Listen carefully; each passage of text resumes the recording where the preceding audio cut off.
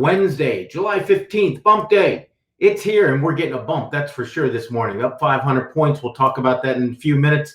I'm sure Daniel's going to pop in just a second and give me the knock knock that tells you that you can hear me and see me. If not, somebody else will do it. Well, there it is. Always right on the money. Hey, James, you got right in there, right behind him. Hey, I hope everybody's doing well. I got a little bit of a smile, even though, you know what, the market, I'll be frank, is going against some of my positions right now, but it's one day. I talked about fishing yesterday to my night trader people in my commentary. It was worth reading. If you didn't do it, go back and look. I was daydreaming about fly fishing yesterday. I started thinking about, wow, all the factors that go into it, the fly, the weather, the depth of the water, temperature, flow, everything. It's all about positioning and then patience. And right now we've got both. I'm trying to get off on a tangent here. That's night trader stuff. We're here to talk about the market open, which is going to be big today. We're looking at 500 points up. Actually, we bumped up a little bit higher, 514. The Dow climbing higher, obviously, because of Goldman Sachs. We'll go to the slides in just a second. But I do really fly fish, James. I am going this weekend. I get out Saturday, fishing the tailwaters down at the Cumberland Lake, down below the Wolf Creek Dam there. They've got the largest fish hatchery in the United States. Anyhow, I digress. You could get me talking about that for a little while here. So you've got right now Goldman pulling the Dow up. You look at the NASDAQ 100, though. If you take your computer and get away from what I'm looking at, look at a browser and pull up QQQ pre-market, only up about 0.4% right now. Continuation of what we've seen the last couple of days. Money's flowing out of those large cap tech companies right now, flowing into other areas of the market. That's a little bit of profit taking, also a little bit of positioning for possibly what we're seeing. You've got AstraZeneca, obviously. Jerry, let's get into the slide simply because you're going to ruin it for everybody. You're going to have a spoiler alert for me. So as you mentioned, you know, right now, Dow futures trading up. This is what we're going to hit on. Here are the headlines in a second. Airlines and cruise stocks jumping up on the news. Are they a trade right now? The difference in the financials as we get into earnings. This is something that I think is interesting. I want to break down for you for just a couple minutes and talk about the difference between large and small financials, because quite frankly, that's where I'm positioned, with smaller financials right now in the night trader portfolio. The larger ones I've stayed away from for a reason. Then I'll take some of your questions. So what's driving the headlines this morning? It's optimism around the vaccine. You've got AstraZeneca coming in here late in the last 15, 20 minutes, saying that they're having some positive moves. Obviously, you got Moderna that announced last night at about 5:15, 5:30 or so that they had results from initial safety trial. And that's important to remember. I'm not going to poo-poo all over this, but it's a safety trial that showed all the patients produced antibodies to the coronavirus. It's only 45 people. They're going out to 30,000 on this next trial. So we'll see what happens when we get out to more. Goldman comes in with a beat that's fueling even more gains to the Dow. We were up 1% on the Moderna news last night. Now we're up 2% on the Dow because of the Goldman Sachs. Goldman Sachs trading about $10 higher. And then the disparity between the Dow and NASDAQ continues this morning. Dow trading up 2%, Cubes trading up 0.4. That tells you need to watch this little trade here. I think there's opportunities, and I think that, you know what? BB in a box card, Jerry, as you put it. I just looked up on my screen, and you're right. BB in a box card, and the BB's going to go higher today, not lower. You can't fight the vaccine mention or the headline. And this is one of those things. When we look at Moderna stock, there it is, last 6 months. Every one of these moves we've seen is popped up and then pulled back, popped up and pulled back. We're going to get a pop up and a pullback again. You know what? I like Moderna if it pulls back to about that 67.5, 65. I actually got into it a little bit earlier in the year, back in April. It was after this initial bump that we saw. Remember, this was huge news here. And then we saw that rise up again, meteoric. Next headline, put in that trailing stop. Remember, trailing stops right now. This is one of those situations where trailing stops make sense, especially on a day like today when the stock's going to jump up. But it posed potential vaccine to prevent COVID-19. It produced a robust immune response. By the way, I went and got my test Sunday. I told everybody, go out and do the same thing. Take a few minutes and do it. Testing right now has given everybody a great idea of where the centers are. against it or for it. It's just not a terrible idea. And when you get the results, you feel better too. You get calmed down a little bit. But anyhow, this is neutralizing. It's giving you neutralizing antibodies. And again, in all 45 patients in early stage human trials. Next stage is going out to 30,000 people. That's going to be the one that everybody's going to be watching. We are still a ways away. Dr. Fauci came out last night and said that this is good news, but he's always very cautious about telling us we're still so far away from actually getting an immunity or a vaccine that is going to be at that point where it's in your doctor's office and going to be, injected into you. That's 2021, folks. So keep an eye on this trade. Trailing stop limit on Moderna right now, and you get back into this after it pulls back to 67.5 or so. The other big news this morning: Goldman Sachs reports second quarter earnings of $6.26 per share, $2.35, almost 50% better than the Capital IQ of $4, $3.91 we'll call it. Net revenues were up $7.18 billion for the second quarter. That number is 93% higher than the second quarter of 2019. They Babe Ruth this thing from the Sandlot. They absolutely, the big Bambino knocked it over the fence here. 39% higher than the first quarter of 2020. When you talk about the first quarter of 2020, you're kind of comparing, a little bit of weakness in the area there, but nonetheless, here's the thing. Investment banking generated the record quarterly net revenue of $2.6 billion, 2.7, including record quarterly net revenues in both equity, and this is the important one, debt underwriting. Who's buying all the bonds? The Fed's buying all the bonds. Goldman is one of them that's out there printing all the bonds, getting them out there.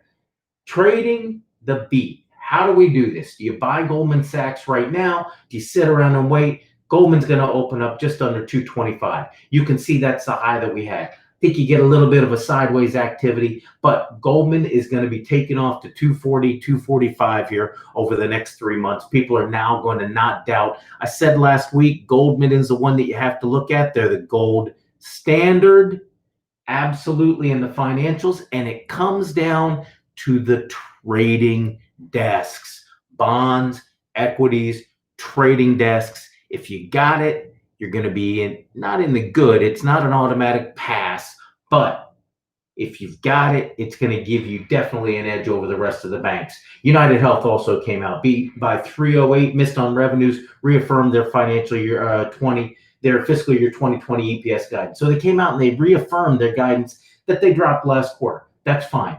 Healthcare stocks have been trying to pull up right now. We've been seeing some strength. UNH, and you'll see the chart in a second, has been doing the same thing. Second quarter 2020 net earnings and adjusted net earnings were substantially higher. This is the catch. This is their little asterisk, but it's not terrible.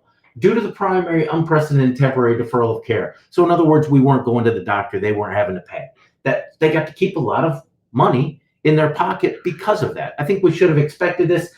Hats off to United Health for saying this is why we did better, because people weren't going and we weren't having to pay out to those providers in this case. Operating cost ratio of 16.1%, second quarter increase from 13.9 in the same period. So a little bit of increase in the costs in the second quarter. I think you're going to see some of this from larger companies. I have a friend that works at Humana, working from home right now, is obviously shaving a lot of expenses, even though they're still paying for a lot of that office space. You also get travel that gets cut down.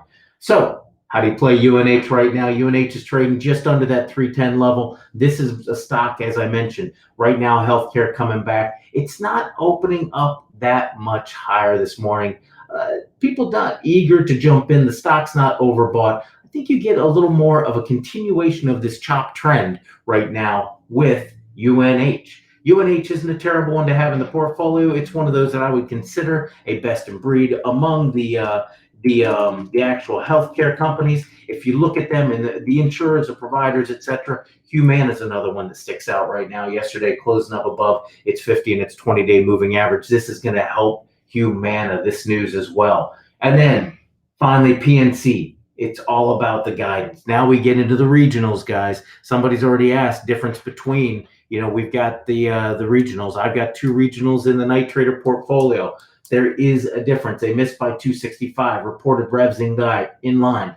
They guided above consensus for fiscal year 2020. Now, fiscal year 2020 got reduced by a lot of these companies last quarter, so we'll see some of these. The rubber's going to meet the road in terms of those earnings and the revenues. Revenues were in line, earnings missed here. Company raised guidance for fiscal year 20. They see the decline 2 to 5% down from 5%. So they were at minus 5%. They're now at a window of 2 to 5%. Not a big deal. Prior 17 to 17.5 billion. Now it's 16.5. So they shaved a little bit off that. That's according to S&P Capital IQ. So a little bit of an in-between. Lots of numbers here. When I look at the report, the stock is trading a little bit higher right now. You've got other regionals that are trading higher. Fifth Third's up 1.78% in pre-market. You've got Huntington Bancorp that's up 1.2% right now. Those are going to set against me for the morning, but I'm in it for more than the day. Going back to my fly fishing analogy, people, patience. I've got the rigs in. I've got the exact hatch matched. I've got everything going here, positioned right. I got the flow. I still feel like we're right in the right spot. I'm going to be patient for another day or so, see some more of these earnings. The other thing, this could be the first time that we're seeing earnings for the financials play by the rule book. And what I mean by that is, I've been telling you for the last 3 weeks, the financials aren't playing their seasonal strength. The financials aren't playing their seasonal strength. They weren't rallying into the earnings season. They were actually flat to moving lower. We were below the 50-day on the financials, the XLF. I'm going to tell you how to play the difference between the XLF and the KRE in just a second, because that's what we're talking about. Trading desk versus retail windows here. Cashiers at retail windows. Anyhow, financials haven't been playing their seasonal trend. Now they might actually play it for a little bit. And I'm not afraid of it because the financials rally right after their earnings. And then the week after, they get not slammed, but that's when the air comes out of the trade and everything starts to head lower. And that's, quite frankly, when the rest of the market. I'm positioned a little early for it because we saw that weakness. I think we're still going to play out well. Let's get back to the slides, guys. You're here to see the slides and some trades, and I want to talk about a little bit of your tickers you're asking about as well. And we do have a hard stop at about 9:20 today, just to give you a heads up. So operating costs, we've done all this with PNC. Here's the stock chart for PNC. Note the big difference between Goldman Sachs and PNC below the 20 and the 50-day moving average. Immediately going to add some pressure to this stock as it tries to trade a little bit higher. 105 is going to be a little bit of pressure. Let me give you an update on where it's trading right this moment here. And it is up, actually slipped down into the negative now. PNC trading down at $100 right now, pre-market activity. So the stock is actually trading lower, even though their numbers were good. Again, the difference between the regionals and the smaller banks, we can call them super regionals if you want. That's a catchy term that's kind of come about here over the last couple years here. But the super regionals and the regionals, that's going to be your difference right now. So PNC right now, the trade is, the target still remains a bearish target. We're going to go to an oversold reading before the stock finds a meaningful bottom. 92.5 to 95 is where you find a bottom. 7%, maybe 8% from here. It may not happen today, folks, simply because the rest of the market's going to give a tailwind. But mark my words, and we'll come back and look at it in a week or so. I got to write that down on the yellow pad. I don't know if John is with us or not, but we're checking in on PNC a week from today, just so that I can keep myself a little bit honest here. Not that I don't normally. So let's keep it going here. The difference in the financials. And this is something I wrote to my night trader people last night. Financial stocks reported were delineated by one thing, whether they have. And this is talking about yesterday, JP Morgan, Citigroup, and Wells Fargo. Sorry. JP Morgan, Citigroup, there's one difference between them and Wells, besides the fact that Wells is just kind of, I don't want to call it a dumpster fire, but I'm going to call it a bit of a dumpster fire over the last couple of years. Sure, they've got management in there that says they're going to turn things around, but it's not happening yet. They all reported their results yesterday morning, and the standouts, JP Morgan and Citigroup, they rallied. The reason? Diversification. They aren't relying on lending deposits, and nobody really lends or depends on deposits that much anymore. It's services, whether they can sell you something or at the branch, etc. And this is clearly going to make the difference between the winners and losers in the financial sector. We're seeing it today. PNC, no trading desk. That's your one big delineator. Trading desk, trading desk, trading desk. I want you to think about that as we make our way through the earnings season on the financials. If they got a trading desk, think about the volatility that we've had over the last 3 months. Trading desks make money in that kind of a market.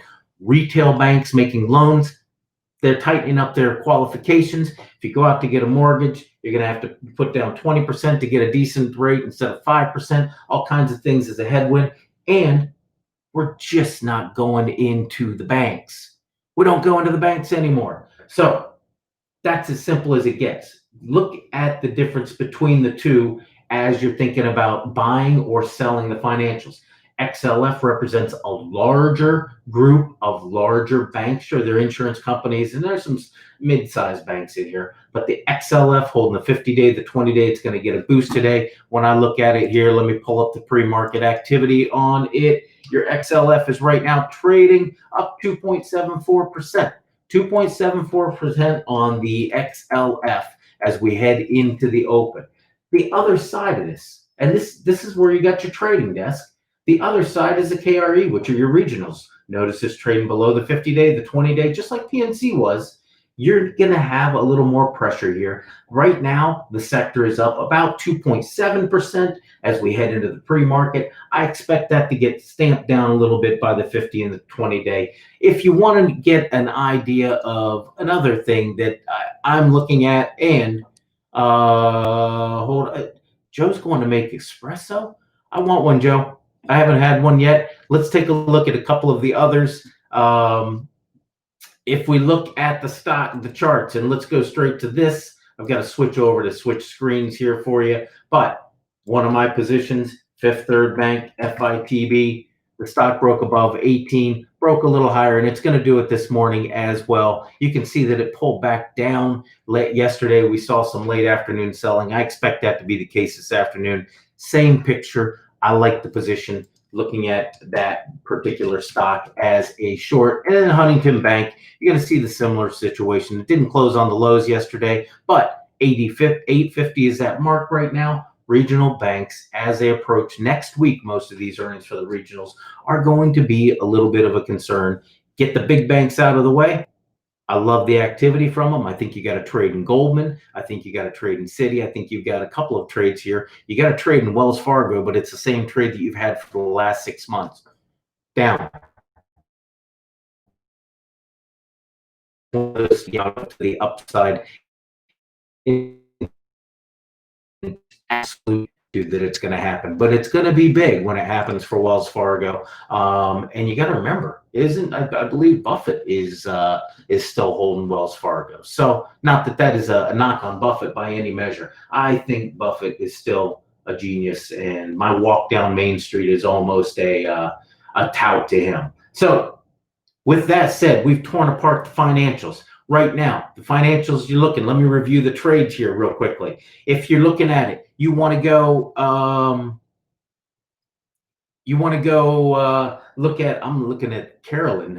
That's an interesting comment, Carolyn. I'd love to hear more about that. They're giving away free shares of GE. I know you get one share of a stock when you sign up for Robinhood right now. Great kind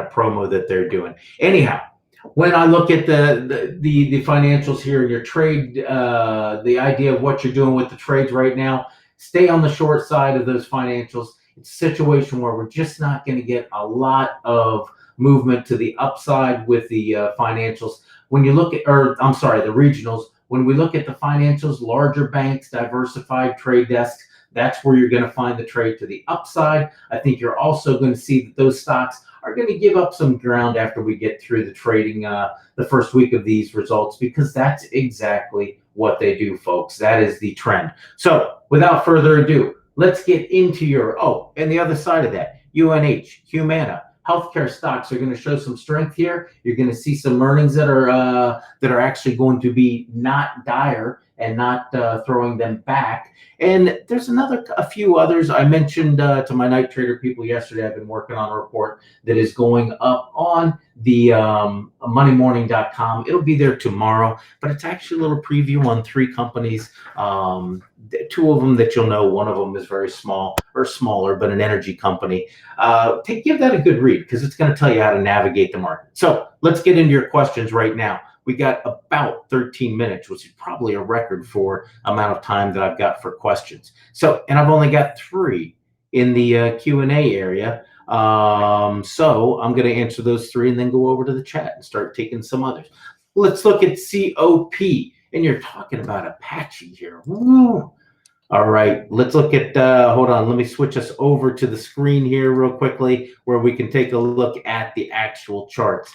And when I talk about the charts, you know, I have to go through this real quickly for you guys. I can't give an individual recommendation on the stock. Whatever I'm telling you here is kind of my opinion and my read of the chart. I'm sorry I have to tell you that, but it really is one of those situations where I read the charts for you. I give you an idea. I'm not telling you whether to buy it. I'm certainly unable to, unfortunately, to give you an exact option. Read my report tomorrow, though, on the 3 companies. And Harley Davidson almost made that cut. If you want to know the 3 companies, Quest Diagnostics. That's an interesting read.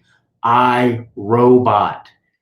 I love my iRobots because of my dogs, but at the same time, if you look at iRobot, it's going to be an interesting earnings season for them. And then CLB, Core Labs, I break all 3 of those down in the report you're going to see up on Monday morning tomorrow. So let's take a look at COP, ConocoPhillips, energy sector right now in a little bit of, I don't want to say trouble, but certainly I said yesterday, it's going to be an interesting trade here as we move forward through the next couple of weeks. You've got right now Saudi Arabia, OPEC Plus saying that they are going to look at cutting back on their cutbacks, which I think is always funny, of double negative there. But they're going to be cutting back on the cutbacks. You're seeing right now our oil industry really coming down right now. Energies, they're shuttering everything right now. That's one of the factors that I was looking at with Core Labs, which is in the energy sector. They do core sampling for companies that are drillers out there. But when you look at the energy sector, trying to get back to your ConocoPhillips, ConocoPhillips trading below that 20-day and the 50-day, and the 50 days rolling over. Right now, you also have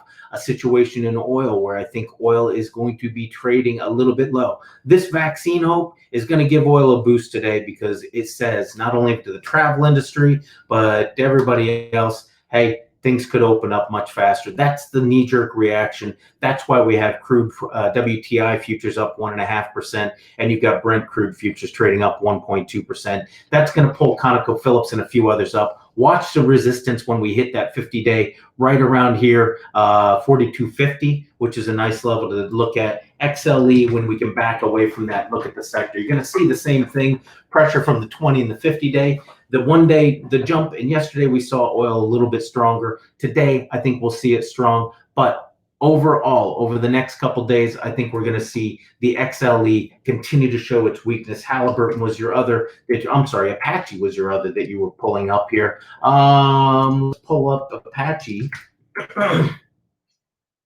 go in. Oh, caught me drinking my my seltzer water, my morning seltzer water here. Let's go back to the chart. There we go. Apache moving back up above the lower dollar. And this is a delineation here in this market in general. Delineation being my word of the day, obviously. Lower dollar energy stocks, lower dollar anything stocks are getting a boost here. A lot of people call it the Robin Hood phenomenon, call it whatever you want. People are going after low dollar. Low dollar does not equal value. Remember that, folks? That's just a rule. Low price doesn't equal low expectations. Low price doesn't equal low value either. Reverse splits and all of that can take care of that notion. But I look at Apache a little bit stronger. The smaller operators in this area are going to be the ones that are going to react faster to the prices in oil. Notice the jump up above the 20 and the 50-day. I'll point this out. A move above the 20 and the 50-day on the same day for a stock, whenever that happens, is almost always bullish. Up in the 70% that you're going to get somewhere around a 3 to 5% run. That would put, I'd say 1450 or so in play for Apache. I like the stock compared to some of the larger operators in the group right now. So I've taken a little bit of time on ConocoPhillips. Where's the next resistance level on the S&P 500? You're seeing 325 when you're looking at the SPYs. Let's take a look at the spiders. Notice that volume is now picking back up again. Last week I said I didn't like the drop in volume. That was easy to say because it tells us that confidence is low. I say that you're going to run in. I don't think you get up to 325 right now. 3,200 is going to continue to be a little bit of a bounce. We're going to move above that. The next level, I mean, if you're really, really starting to look at levels here, and for some reason I am locked up on that chart. There we go. When you start looking at the next level, and I am throwing out a chart. Let me do one thing here because this will be an interesting one. And boom to here, boom to here. DR and I like to use the retracements. You see, you've not even got a retracement that's around this level right now. I think you're going to run into something around 3,300. If we run to 3,250 is going to give way if we get another day of earnings like today. But remember, today's bump day. Thursday we get a little bit of selling. Usually Friday is going to be another day altogether. Watch that 3,250 though. I think you're probably right. I think it will be breaking through that 3,300 to next just because of round numbers. Would I buy a call on XLF? Well, let's go from the perspective of the banking stocks are looking strong right now. I do not per se like the XLF as a general, I don't want to say rule right this moment, but XLF has been lagging the market. I'm trying to look for stocks that are leading the market. In this case, XLF has been lagging. I like the fact it's traded from support at the 50-day. You've got potential for it to move up to the 25 level. That's a nice little move for, you're getting close to an 8%, 9% return if you're popping up there. That gives you enough for a short-term play on the XLF. I do like it. I think you're better off playing some of the stronger games in that group. When we look at those, those are Goldman Sachs, obviously. You're going to get that bounce, and we'll see some pullback from that. We can look at Citigroup, who gave us their results yesterday, and you'll see that the stock actually closed down on its 50-day. JP Morgan, though, you have to look and say, hey, this is one of those champs in the area. Look at the bump above the 20-day and the 50-day there. I think JP Morgan's got room to run up to maybe a 108 or a 110 print here. So there are other things besides just playing the sector is my point. When you play the sector, you're mixing in a company like Citigroup that's just looking like it's not going to go anywhere. So IWM today, where? IWM's going up right now. Let's give you the number on it where we are right this second here. I'm trying to pull up on another screen, guys. Bear with me for a second. IWM is up 2% right now, 2.5% right now. So the IWM is going to continue up above that 20-day moving average. There's been a squeeze play here between the two. That move is going to put you up to 141 or so, or actually, I'm sorry, 145. We're going to run into that 200-day again.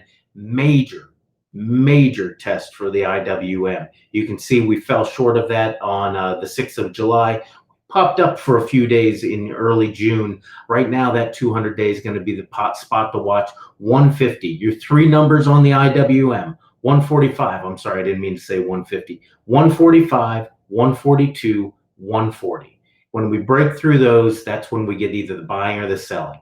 If we break back down to 142, which is right around here, you get that selling pressure that kicks in. You can see it happen last week.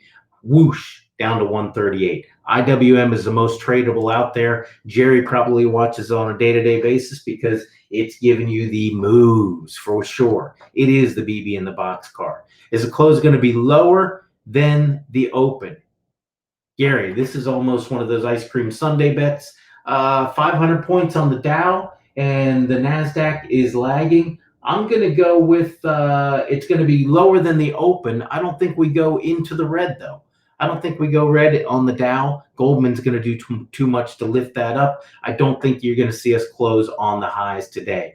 Watch. That's going to be that'll be my my downfall. IWM, is it going to play catch up? It can play catch up it doesn't see a lot of its earnings until 3 weeks from now start to roll in. It can get whooshed up with the rest of the market. Something like Moderna coming out with their announcement and AstraZeneca coming out is going to give it the boost. That feeds the monster for a day. Right now, we really need to see something that's a little clearer in terms of visibility. It's going to be a technical trade. So watch that 200-day. If we cross above that 200-day, I'll tell you I'm going to get a little more aggressive on the offensive side very quickly on IWM, and especially on some of the stronger companies. Amazon.com, AMZN is the ticker symbol that I'm seeing right now in the Q&A. I'm going through the Q&A still here, guys. So Amazon, one of those blue chips. Remember I talked about the new blue chips. New blue chips are NVIDIA, Amazon, Facebook, as much as I don't like to admit it. Even Intel, even though NVIDIA took over. Right now, Amazon pulling back. You're seeing pressure on those blue chips because they have performed so incredibly well over the last 3 months. You're seeing a migration. It's a smart move. Traders are taking their profits right now, and they're going to sideline them for a little while, see what happens, these stocks. Amazon at 2,700, I would be looking at that as a limit price or a put sell entry that just looks really attractive, guys. I mean, if you look at this from the perspective of moving from, your peak down to, let's say, 2,700, you're buying the stock 20% cheaper than you were a week ago, even earlier on Monday. And same thing with Tesla can be said for Tesla, which is another one of those new blue chips. 20% cheaper. You get a limit in, you're going to be above the 50-day moving average. This stock is not going to stop that trend. Love Amazon. Also like Mercado Libre, MELI, which is the version of this in South America, south of the border. I like the trade here as well. Developing, you're going a little more developing nation, but at the same time, you look at the same activity here. Also, some of those others that we've seen selling, just to hit them a couple times. Etsy is seeing some selling, looks attractive right around $100 right now. At-home stocks are still in play. eBay, another one, pulling back a little bit. 56 is a nice looking entry on that. Moderna, where to go from here? Well, actually, I mentioned that I think that you see the company is going to obviously get a big bump today. Let's see where the latest number has the stock opening. And we've got it opening around, it's up 13% at 85.21. Watch that peak, $88. People always like to look at the peaks from previous runs. That hasn't necessarily worked. If you look at it, we get 1 or 2 days off these headlines. These were all headline moves, guys. Headline moves, headline, headline, headline, headline. So watch the headline move. You can fade it pretty quickly. So put in a trailing stop. If you got the position in already, you're going to open up at 85 bucks, up 13% for the day or for the morning. That's the point where you put a trailing stop in on this thing and figure out what you're willing to give up to lock in a profit. Is it 3%? Is it 5%? Do it. And then set that limit price to get back in. Maybe it's $70, maybe it's $68. Moderna is going to continue this trend, so you're going to get that sawtooth action moving even higher. I like the stop limit or stop loss, then opening up the limit order on Moderna. VIX and SVX, great question on the VIX here. VIX right now is, and we're right coming in on our hard stop at 920. I might have another minute here. 200-day moving average on the VIX is going to be in play today. The 25 level as well. We were above 30 last week as we closed into Friday. You can see above the 20-day and the 50-day moving average. Pull back. This news is going to bring us back down. It's all about 25 and the 200-day on the VIX and SVXY. You got to watch the VIX on that SVXY, Lyndon. That's how you trade that. TTD, can it go any higher? The answer is always yes, Zachary.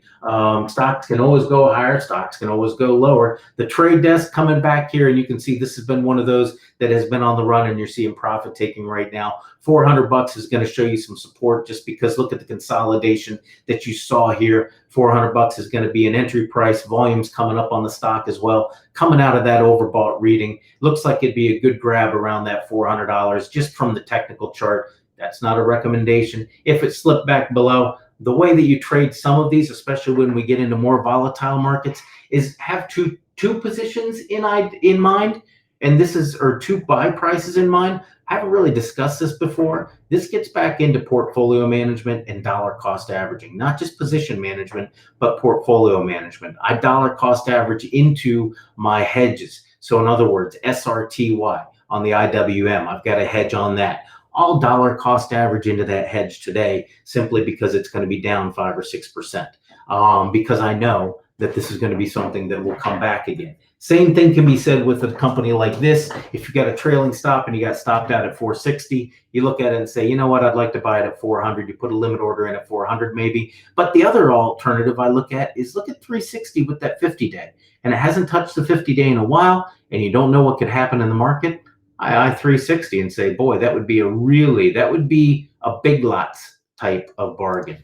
A big lots type of bargain would be nice to get here. So you can get, obviously I brought big lots up for a reason because it's coming down to the 50-day moving average right now.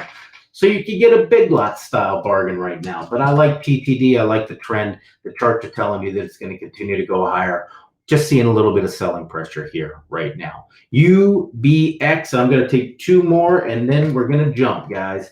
And the last one I'll pick, it's not going to be because I like you, it's going to be random. I'm really just going to, I just hit Moderna and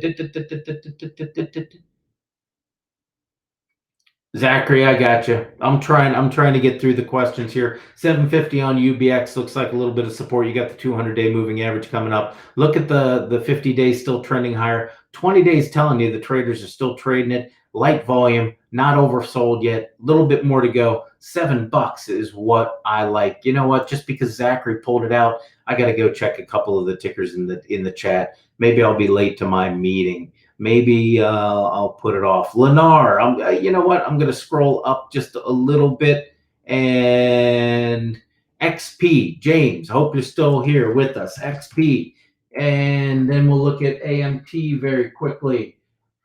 So XP, a little bit of a consolidation, but a little bit worrisome. We got a bit of a double top here over the last couple of weeks. Look at the 49, 48 level. Stock pulled back to the 20-day, came back up again, breaking the 20-day. This is a stock that looks like from the charts is probably going to head a little bit lower. Could target $40, nice round number support there. And then you got the 50-day that'll be at about 38 by the time it comes down to 40. That's the way I'd be looking at that particular chart right now. Jerry, if you're sending virtual Broncos, I'd love one too. I'd love one of the old ones as well. If you could get one of those restored. XLF, I've looked at a lot of these.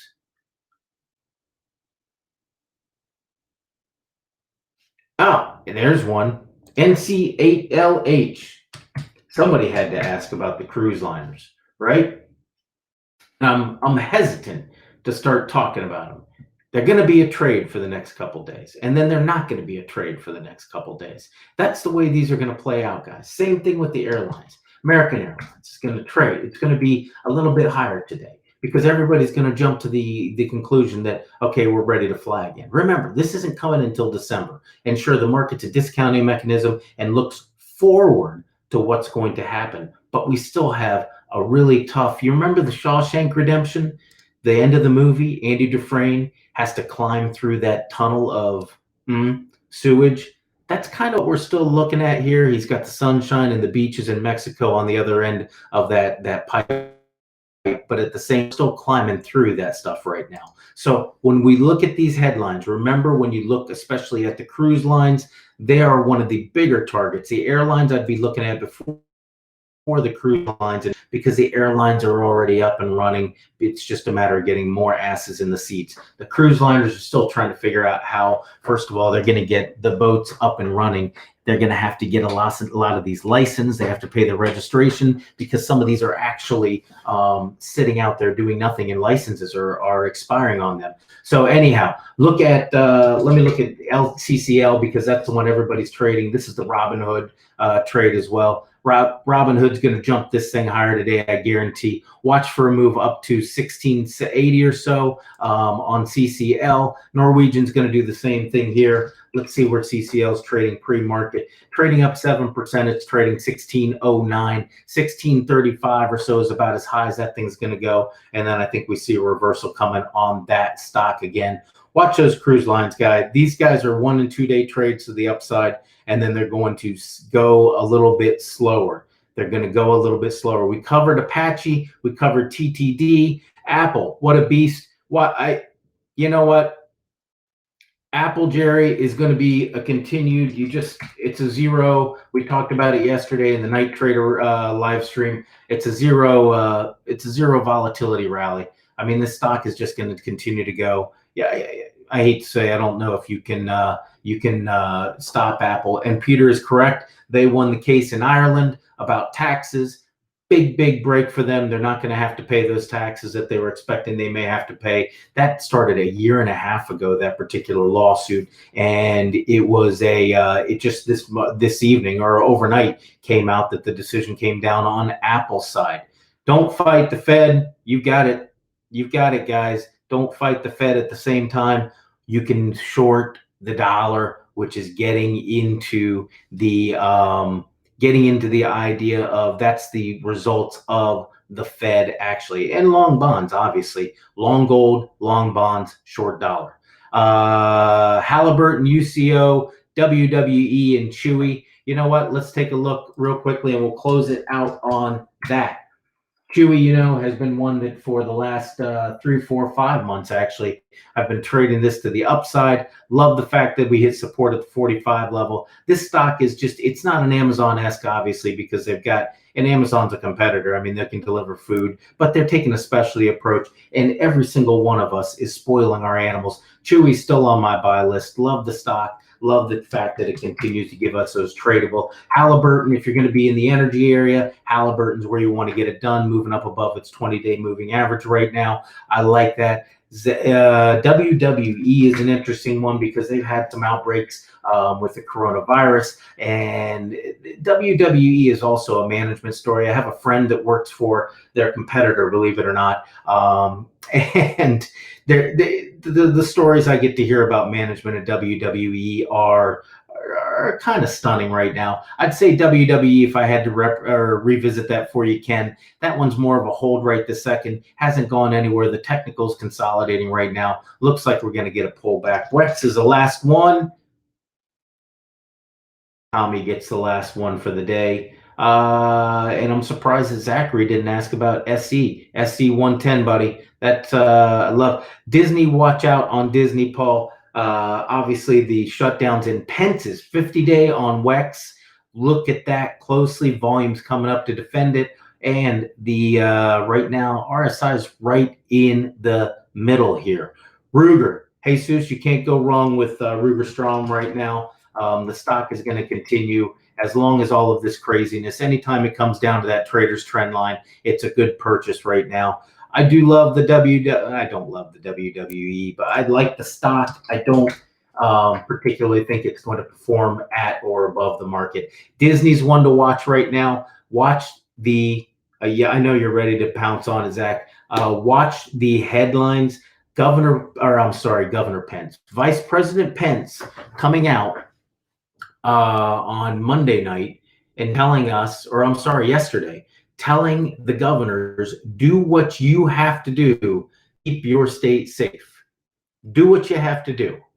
That was a big move. Because it's saying California. We saw California's governor start to shut things down again. DeSantis is now starting to get a little bit of that same feeling where they're going to start shutting things down again. Watch that with the Disney trade. The park just opened, 14,000 or 40,000 hands around. Doesn't matter if people don't come. And I think that could be, I think you get a chance to buy Disney, bottom line, a little bit lower than where it is right now. Thanks again, guys. Got to run. Going to be late for a meeting here. I'm already late. It's the market's trading open.